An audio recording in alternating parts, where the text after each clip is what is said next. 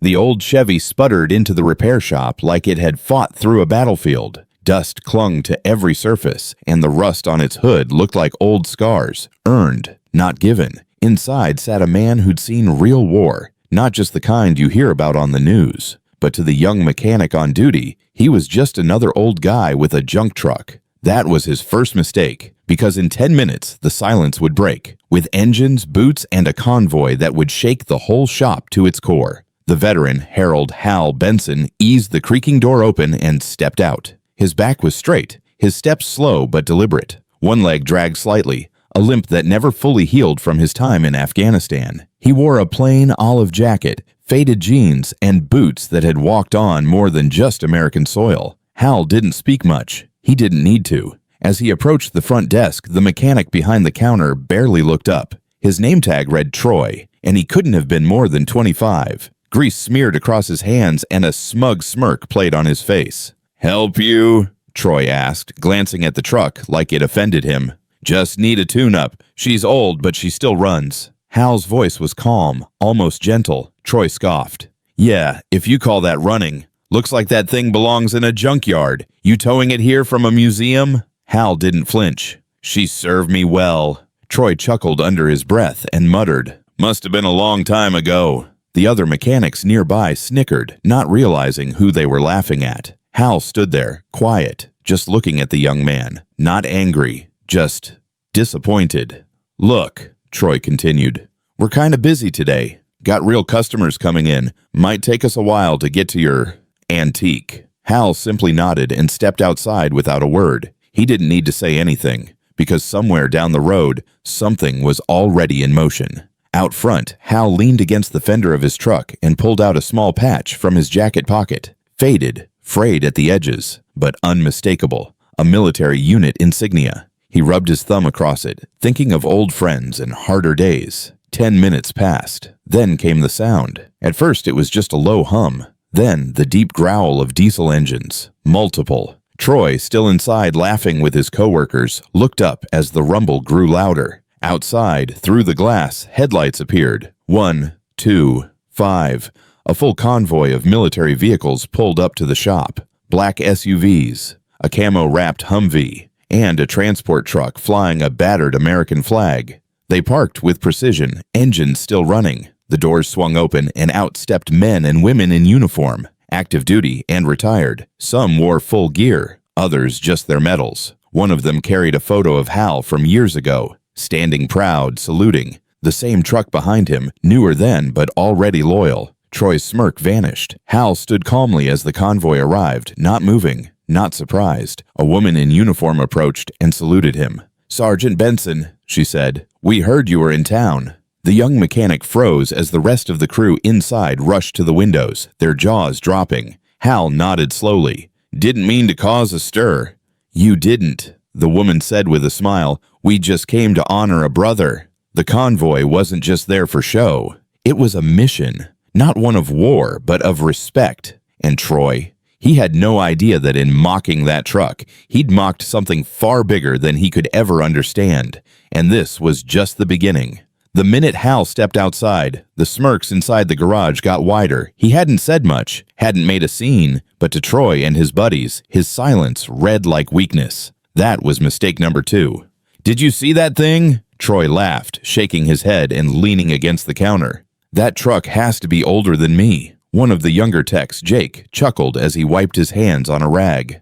"I swear, it was held together with rust and hope." Troy added, "Bet the guy thinks it's still worth something. Probably one of those vets who thinks the world owes him a parade." The laughter grew louder, bolder. No one in the shop thought twice about who they were mocking. To them, Hal was just an old man with a busted ride and no pride left. Jake peeked out the window.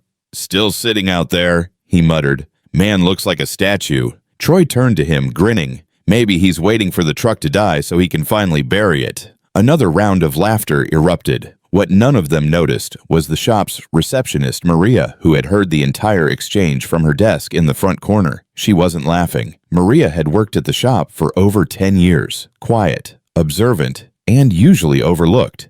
But today, something about what she was hearing hit a nerve. She stood and walked to the window. Hal hadn't moved. He was still standing beside his truck, one hand resting lightly on the fender, eyes scanning the road as if waiting for something only he could see. The wind caught the edge of his jacket, revealing a glimpse of a service patch on his shoulder. Maria leaned in for a better look. Her heart skipped. She turned slowly and looked back at the group. The boys were still laughing, totally unaware of what was coming, or who exactly they had just humiliated. "Hey," she said softly, but with enough edge to her voice to quiet them.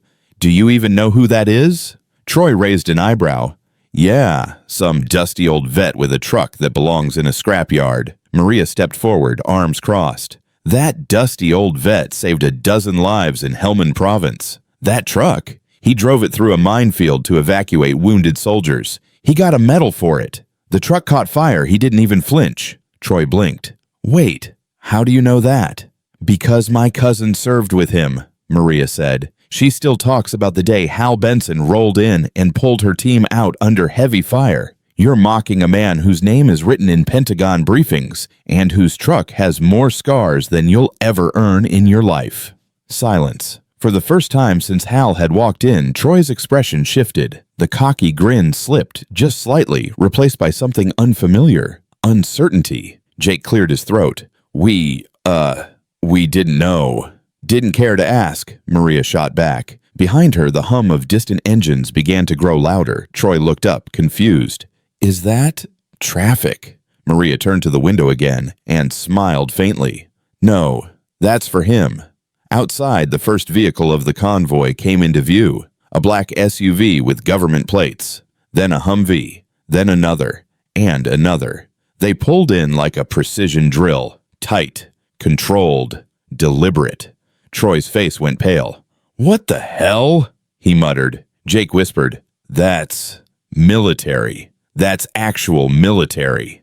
The shop's other employees gathered near the windows, eyes wide, jaws slack. The laughter had vanished. The room was quiet now, filled only with the low growl of engines and the realization that they'd just mocked a man whose legacy commanded far more respect than they could ever imagine. From the first SUV stepped a woman in full uniform. Her boots hit the ground with the crisp sound of purpose. She made a beeline for Hal, saluted sharply, and began speaking to him with the reverence reserved for legends. Troy watched, frozen, as another soldier approached the truck with a camera, taking pictures, carefully documenting the vehicle as though it were an artifact. Jake turned slowly to Troy.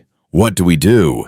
Before Troy could answer, the door swung open and Maria stepped aside. A senior officer entered the shop. Stern, composed, and clearly in charge. He walked right up to the counter. "You the one who called this vehicle a piece of junk?" the officer asked without raising his voice. Troy opened his mouth, but no sound came out.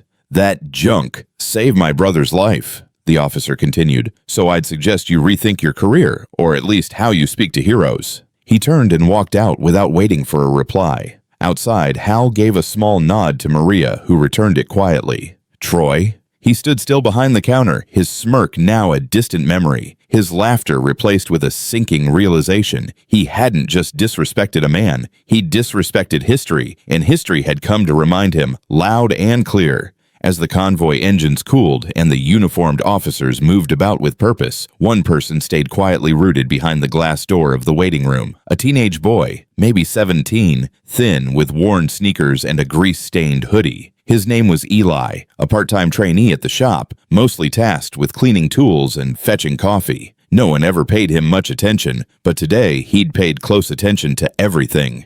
Eli had been in the back, sorting oil cans, when Hal first walked in. He'd noticed the way Troy's face twisted into a smirk, the way the other mechanics joined in. Eli didn't laugh. He just watched. And when Hal walked out, shoulders stiff, eyes tired, Eli's chest had a strange ache in it. He didn't know much about trucks, but he'd seen something in Hal's eyes. Not shame, not defeat, just patience. Like a man who'd waited through worse and could wait a little longer. Now, Eli stood pressed against the window, heart pounding, as the convoy continued their quiet operation around Hal's old truck. One officer knelt beside the front wheel, whispering instructions into a radio headset. Another stood near the rear bumper, saluting it. Eli had never seen anything like it. Then Maria stepped inside. Her eyes scanned the room and landed on him. "You okay?" she asked softly. Eli nodded, but the question cracked something open. Why didn't they help him? Maria sighed and sat beside him. Because people like Troy only respect shine, clean boots, new engines, flashy resumes. They don't see the stories under the surface. But he didn't do anything wrong, Eli whispered. He just needed help. Maria looked at him carefully. Sometimes the strongest people are the ones who don't beg for help, even when they deserve it. Outside, Hal had turned to one of the officers and was handing over a faded photo from his wallet. The officer accepted it like it was gold. Eli stood up. Do they know each other? Maria smiled. That officer is Colonel Avery. He was one of the soldiers Hal rescued. Word got out that Hal was in town. And, well, some debts don't go unpaid forever. Eli looked out again. They're going to fix his truck, aren't they? Better than that, Maria said. They're going to restore it, preserve it. That truck is a piece of American history. And Hal, he's the reason some of those soldiers made it back home. The realization hit Eli like a tidal wave. All this time, he'd thought heroes wore capes, flew jets, or were on movie screens. But today, a quiet old man with oil-stained hands and a rust-covered truck had walked into his life and left a mark deeper than anyone else ever had. Do you think I could talk to him? Eli asked hesitantly. Maria nodded. Go. Just be respectful. Eli pushed open the door, his nerves bouncing in his chest. Hal was speaking to another soldier, but when he noticed the boy approach, he paused. Sir? Eli said. Hal turned. His face was calm, eyes kind. Yes, son. I work at the shop. I just wanted to say I'm sorry for how you were treated. It wasn't right. Hal studied him for a moment, then offered a small, weathered smile. Thank you. It takes courage to say that. Eli shifted, then added, I saw the patch on your jacket. My uncle served too, in Afghanistan. Hal nodded slowly. Then you understand. Not everyone does. I want to, Eli said earnestly. I want to be the kind of person who doesn't laugh, who stands up. Hal placed a hand gently on the boy's shoulder. Then start now. Don't wait till you're older. Respect doesn't come with age. It comes with character. As Eli nodded, trying to remember every word, the colonel approached. Mr. Benson, we're ready when you are. The transport crew's waiting at the motor pool. Hal gave a soft chuckle. All this for an old truck? No, sir, the colonel replied firmly. All this for you. Hal nodded, then looked back at Eli.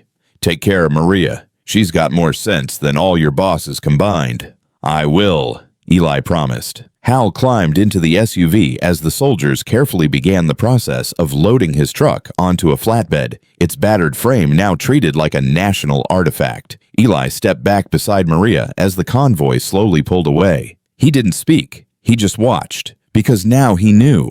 The real strength didn't come from horsepower or shiny tools. It came from quiet dignity and a past carried without complaint.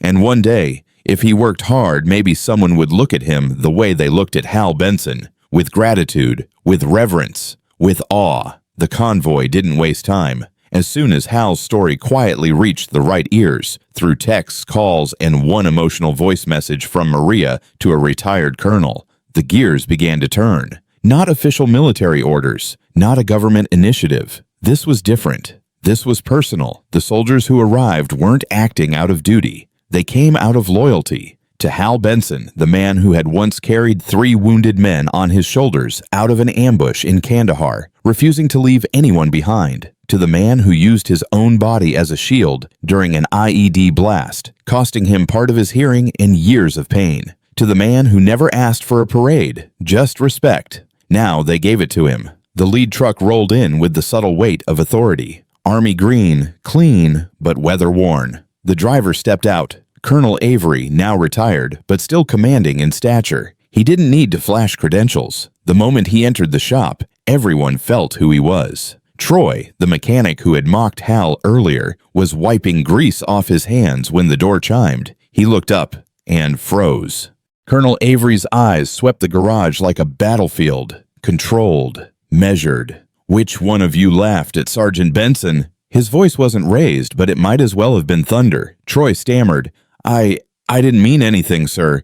The truck looked like junk.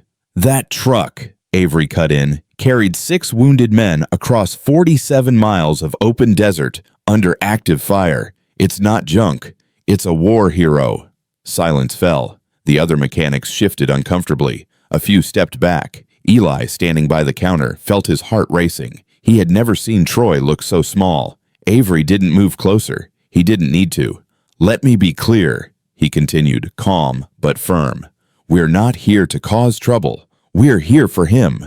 He nodded toward the lot, where Hal stood beside the old truck, still unsure what to make of the entire scene. "We're going to transport that truck to a restoration team in Virginia. It'll be rebuilt exactly as it was the day Hal last drove it in uniform. Then it's going into the National Veterans Museum." Troy blinked. "Wait, that junker's gonna be in a museum?" The colonel stepped forward, just once, enough to shut Troy's mouth completely. "Next time you laugh at a vet's truck," Avery said coldly, "make sure you know what that rust stands for." As the soldiers began inspecting the truck with surgical precision, another officer approached Hal and handed him a leather-bound folder. "We had this ready months ago," he said softly, "but we couldn't find you. You kept declining ceremonies, said you didn't want the attention." Hal opened the folder and stared down at the citation. Inside was a medal he had never claimed, the Silver Star. His hands trembled just slightly. "I didn't want any fuss," Hal said quietly. "This isn't fuss," the officer said with respect. "This is family." One by one, the soldiers came forward, some he hadn't seen in 20 years. They shook his hand, embraced him. Some had tears in their eyes. Eli watched from the garage, feeling something shift inside his chest. These weren't just uniforms. These were brothers, not tied by blood, but by battles. Some fought overseas, others here at home, against indifference and ignorance. Troy stood awkwardly behind the counter. No one looked at him. No one needed to. Avery turned to Maria. "He's lucky to have someone like you looking out for him." She smiled. "He doesn't ask for help. That's what makes him someone worth helping." The flatbed truck was parked now. The old war-beaten truck that had carried lives across fire-swept sands was being lifted with reverence. Straps were fastened gently. A flag was draped across the windshield. Hal watched silently. Then, as the truck began to pull away, he lifted his hand in a quiet salute. The entire convoy stopped. Every soldier within view turned and returned the salute. Not a word was said. Not a sound echoed in the lot. But that moment, that silence, it said more than speeches ever could. It said, "We remember. We honor. We will never forget who you are." When it was over, Hal turned to Maria, Eli, and the stunned employees still watching from inside. "I didn't come here looking for all this," he said with a quiet smile. "Just needed a belt replaced." Maria chuckled through the lump in her throat. "You got a bit more than that." Eli stepped forward, nervous but steady. "Sir, will they tell your story at the museum?" Hal looked at him and nodded. "Yeah, but yours will matter too. How you stood up. People forget. Sometimes it only takes one person to notice." Eli swallowed hard. "I'll remember that." As the convoy rolled out, engines rumbling like distant thunder, Hal stood taller. He didn't wear his uniform anymore, but today the world remembered who he was and who he would always be. The convoy had come and gone. The roar of diesel engines still echoed faintly in people's ears like a thunderstorm that had passed, but left the air charged with something new, something heavy. Eli stood outside the shop, arms crossed, his mind racing. He kept replaying the moment the soldiers stepped into the garage, how they looked at Hal, not with pity, but respect. How they handled that truck like it was sacred. He hadn't expected that. No one had. Troy hadn't moved much since. He was still sitting on the shop's back steps, elbows on knees, eyes downcast. The man who had laughed the loudest was now the quietest in the room. The mocking smirk he'd worn earlier had long melted away, replaced by something that looked a lot like shame.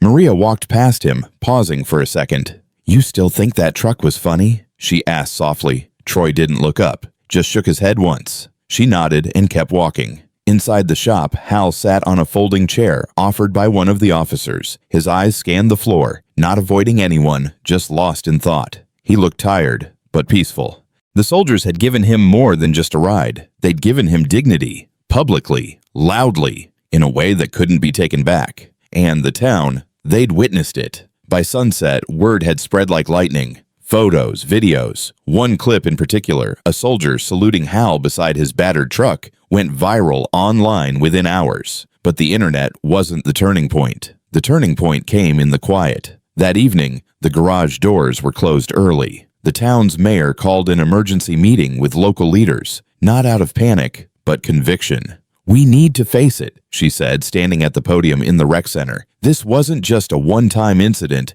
Hal's not the only veteran we've overlooked." Heads nodded across the room. Pastors, business owners, teachers, all silent. It wasn't just about the shop anymore. It was about a pattern, an invisible stain stretching across years, casual indifference, misguided jokes, forgotten sacrifices. And now it had a face, a name, a truck. The school principal stood next. "I want veterans in our classrooms," he said, "telling their stories, so our kids understand the difference between noise and honor." Others followed. "We'll set up a repair fund for veteran vehicles. We'll host an annual appreciation day. We'll make sure this never happens again." For once, it wasn't empty talk. The very next morning, the changes began. Eli called Hal personally and asked if he'd help train younger mechanics, not for a paycheck, but for perspective. Hal chuckled over the phone. "I guess I can come show him how to patch a tank axle with duct tape and chewing gum." He showed up with coffee in hand the next day. Troy, meanwhile, didn't quit. Instead, he asked Hal for something no one expected. "Can I ride with you?" he asked, glancing nervously at the dusty pickup. Hal studied him for a long second. "Sure," he finally said, "but only if you're okay getting looks. People don't see the truck. They see me." Troy nodded. "That's the point." The ride was quiet at first, but somewhere between the feed store and the VFW hall, conversation bloomed. Hal shared stories, not of battle, but of brotherhood, of close calls, of friends who never came back, of lessons learned in sand and silence. Troy listened, and by the end of that ride, he wasn't the same. The shop changed its sign a week later. Benson & Sons Auto, home of honor repairs. It wasn't just for show. Any veteran who came in got priority service. No charge, no red tape, just respect. And right next to the new sign was a plaque. "We don't judge by the rust on your ride. We look for the stories underneath it." Maria took it further. She worked with local officials to create a small memorial wall near town square. It wasn't grand, just clean stone and engraved names, but every name was etched with care. Hal's name wasn't there. Yet, he refused it. "I didn't fall," he said.